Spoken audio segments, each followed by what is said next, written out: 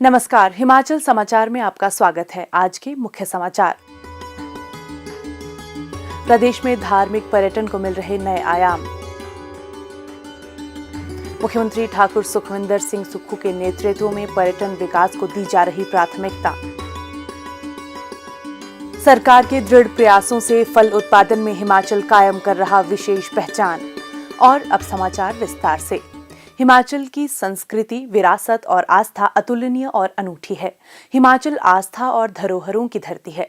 मुख्यमंत्री ठाकुर सुखविंदर सिंह सुक्खू के नेतृत्व में प्रदेश सरकार इन धरोहरों से विश्व को अवगत करवाने के दृढ़ प्रयास कर रही है। प्रदेश का चंबा जिला शिव भूमि के रूप में विश्व विख्यात है। ऐतिहासिक व धार्मिक महत्व की श्री मणिमहेश यात्रा वर्तमान में उत्तरी भारत की सबसे प्रमुख धार्मिक यात्रा के रूप में जानी जाती है। श्री मणिमहेश यात्रा के दौरान शिव शक्ति के प्रति लोगों की श्रद्धा देखने योग्य होती है। श्री कृष्ण जन्माष्टमी से राधा अष्टमी तक एक पखवाड़े तक आयोजित होने वाले इस धार्मिक महोत्सव में महादेव भोलेनाथ व मां शक्ति के प्रति अपनी श्रद्धा एवं आशीष के लिए देश विदेश से श्रद्धालु हर वर्ष डल झील की ओर प्रस्थान करते हैं। जनजातीय उपमंडल मुख्यालय भरमौर के ऐतिहासिक व धार्मिक 84 मंदिरों तथा माता भरमाणी के दर्शनों एवं पूजा अर्चना से श्री मणिमहेश यात्रा शुरू होती है। जिला मुख्यालय चंबा स्थित श्री लक्ष्मी नारायण मंदिर परिसर, चटपट नाथ अखाड़ा और दशनामी अखाड़ा श्री मणिमहेश यात्रा की प्रमुख कड़ी है। राधा अष्टमी के दिन मणिमहेश डल झील में शिव चेले स्थानीय संस्कृति के अनुरूप डल झील को पार करते हैं। इसे स्थानीय तौर पर झील तोड़ना कहा जाता है।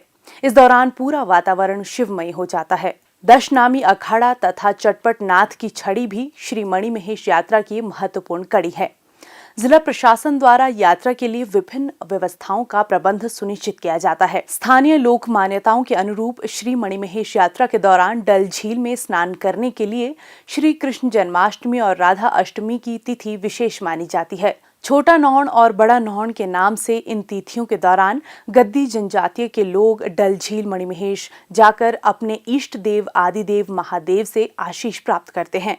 श्रद्धालुओं की बढ़ती संख्या के दृष्टिगत विभिन्न विभागीय और संस्थागत सुविधाओं को बढ़ाते हुए इस वर्ष जिला प्रशासन ने पहल की और श्री मणिमहेश ट्रस्ट द्वारा यात्रा की समयावधि को 1 माह तक बढ़ाया गया। लगभग 13 किलोमीटर की चढ़ाई की इस यात्रा के दौरान धनछो, सुंदरराशि, गौरीकुंड इत्यादि स्थल इस यात्रा के महत्वपूर्ण पड़ाव हैं। श्रद्धालुओं की सुविधा के लिए मणिमहेश ट्रस्ट द्वारा आधिकारिक यात्रा के दौरान भरमौर से गौरीकुंड तक हेलीकॉप्टर की व्यवस्था भी उपलब्ध करवाई जाती है। इसके साथ इस दौरान पैदल चलने में असमर्थ लोगों की सुविधा के लिए घोड़े खच्चरों का प्रबंध भी रहता है। जय भोले, मेरा नाम रमा है। तो अभी हम मणिमहेश की दूसरी यात्रा कर रहे हैं, तो हमारी यात्रा बहुत अच्छी रही। तो अभी मैं तीसरी भी करूंगी अगर भोलेनाथ ने बुलाया तो। मेरा नाम मिताली शर्मा है, मैं हड़सर से हूँ और मैं नौवीं बार यहाँ पे आई हूँ मणिमहेश में। और इस बार मौसम वगैरह सब कुछ अच्छा रहा और यात्रा भी काफ़ी अच्छी रही। लंगर वगैरह की जो व्यवस्था थी वो भी काफ़ी अच्छी थी। इस बार का जो यहाँ पे स्नान रहा है वो काफ़ी अच्छा रहा है। दर्शन भी काफ़ी अच्छे से हुए हैं सभी यात्रियों को और भगवान सब पे अपनी कृपा बनाए रखे। आकांक्षी जिला चंबा अपने 1000 वर्षों के गौरवमय कालखंड का साक्षी है। सरकार के विभिन्न योजनाओं के माध्यम से यहाँ पर्यटन गतिविधियों को बढ़ावा प्रदान किया जा रहा है, जिसके फलस्वरूप क्षेत्र के कलाकारों, शिल्पकारों तथा दस्तकारों की आर्थिकी को भी संबल मिल रहा है। चंबा रुमाल तथा चंबा चप्पल को GI टैग की सूची में शामिल किया गया है। जिला की प्रसिद्ध धातु शिल्प कलाकृति चंबा थाल अंतर्राष्ट्रीय स्तर पर आज प्रदेश की ख्याति को और बढ़ा रही है। किसानों, बागवानों का उत्थान और कल्याण ही प्रदेश सरकार का मुख्य ध्येय है। हिमाचल में कृषि और बागवानी क्षेत्र में उत्पादन को बढ़ाने के लिए सरकार द्वारा समावेशी किसान केंद्रित योजनाओं को बढ़ावा दिया जा रहा है। इसके साथ ही बाजार का विस्तारीकरण कर किसान, बागवान, सरकार और उद्योग के मध्य आपसी सहयोग को प्रोत्साहन प्रदान किया जा रहा है। लाहौल में पैदा किया जाने वाला गुणवत्तापूर्ण सेब लोगों की पहली पसंद बन रहा है। लाहौल का वातावरण सेब की पैदावार के लिए अनुकूल है और यहाँ पैदा होने वाले विभिन्न किस्मों के सेब लंबे समय तक तरोताजा रहते हैं। सरकार द्वारा प्रोत्साहन प्राप्त कर जिला में बागवानों द्वारा सेब की बागवानी की तरफ रुख किया जा रहा है। विश्व बैंक द्वारा वित्त पोषित हिमाचल प्रदेश बागवानी विकास परियोजना के अंतर्गत आयातित किस्मों के पौधे बागवानों को वितरित किए जाते हैं ताकि उनका रुझान सेब की बागवानी की तरफ बढ़े।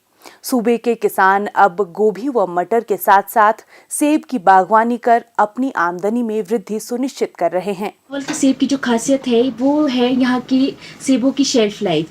अगर हम नीचे के सेबों से कंपेयर करें तो लाहौल के सेब की शेल्फ लाइफ काफ़ी हद तक ज़्यादा है और यहाँ की सेब बहुत ही क्रिस्पी और जूसी रसदायक सेब है लाहौल के, और उनकी ड्यूरेबिलिटी भी बहुत ज़्यादा है कंपेयर टू नीचे के जो इलाकों के क्षेत्र हैं वहाँ से।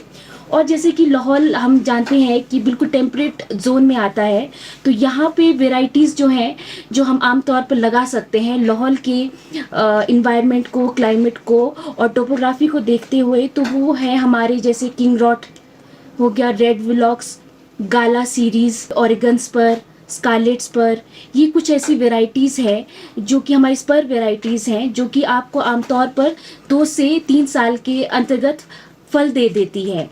और हमारे जो लाहौल के बागवान हैं जो और वेराइटीज़ रॉयल और गोल्डन वो तो लगा ही रहे हैं। अब इस साल अगर हम लेटेस्ट एरिया देखें तो अब तक 1140 हेक्टेयर में जो है लाहौल में सेब की बागवानी की जा रही है और इसका प्रोडक्शन, सेब का प्रोडक्शन भी कम से कम 318 मेट्रिक टन, जो आपको मैं लेटेस्ट प्रोडक्शन बता रही हूँ। तो हर वर्ष जो है सेब की बागवानी का प्रोडक्शन और एरिया बढ़ता जा रहा है और इसके अंतर्गत जो विभाग की तरफ से जो बागवानों को सहायता दी जा रही है कि सेब की बागवानी के लिए प्रोत्साहित करने के लिए, वो है एरिया एक्सपेंशन में। अगर कोई बागवान अपना बगीचा लगाना चाहता है तो विभाग की तरफ से उन्हें पर बीघा 2400 सब्सिडी है। अगर कोई बागवान स्पर वैरायटी लगाना चाहता है जो हमारी आज की लेटेस्ट वैरायटीज़ हैं तो उन्हें 4000 पर बीघा सब्सिडी है ताकि बागवान सेब की खेती में आगे आए।